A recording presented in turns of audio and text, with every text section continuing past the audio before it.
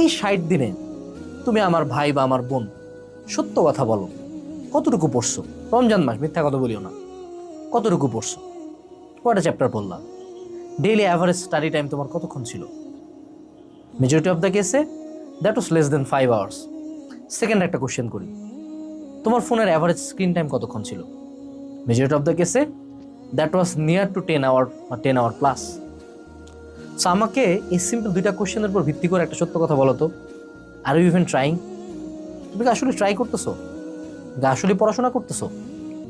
এভাবে আর কতদিন বলো দেখি? আর কতদিন এমনি যাবে? একটু তোমার রুমটার দিকে তাকাও দেখি, তোমার বাপ মায়ের দিকে তাকাও। তোমার মা এখন রান্নাঘরে কাজ করতেছে, যায় তার রান্নাঘরটা একটু দেখে আসো তো। তোমার বাপের রুমটাতে যাও, তার কাপড়গুলা দেখো, তার ফোনটা দেখো, তার জুতাটা দেখো।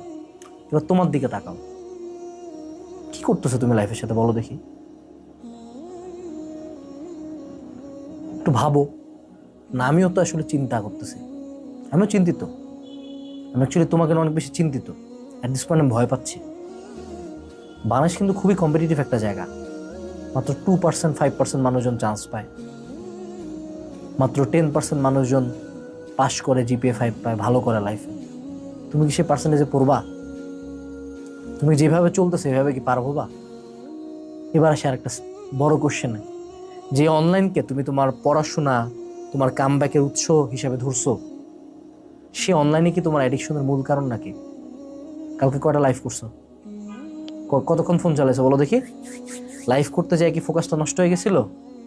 খেলা হয় যে ভাইয়ার একটা পিডিএফ দেখতে গেছিলাম, হঠাৎ করে ইউটিউবে ঢুকে গেলাম, 4 ঘন্টা পরে বের হয়েছি। খেলা হয়?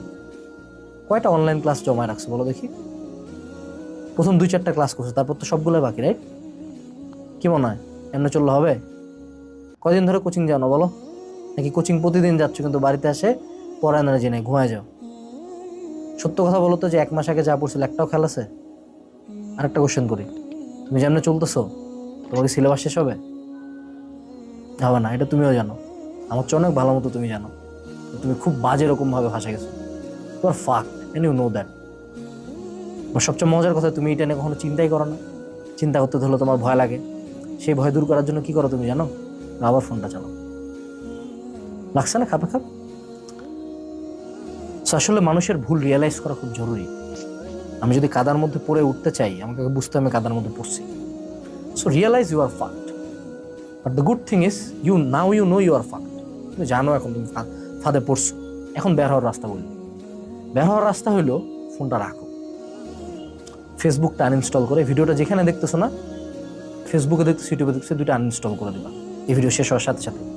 বাট একটা কথা বলি, আমি চাই না তুমি ফেসবুকে আসো, আমি এটাও চাই না তুমি আমার ভিডিও আর কোনোদিন দেখো। অনেস্টলি আমি চাই না। স্টিল তাও বলতেছি, ফেসবুক ইউটিউব আনইনস্টল করো, পড়াশোনার টেবিলে ফিরে যাও, ফোনটা রাখো, তো লাইফ নিয়ে সিরিয়াস হও। বিশেষ করো, মার্চ চলতেছে, ডিসেম্বর চলে আসবে, তোমার লাইফে কোনো চেঞ্জ হবে না। এবং সবচেয়ে মজার কথা, তোমার এটা নিয়ে এক ফোঁটাও চিন্তা নাই।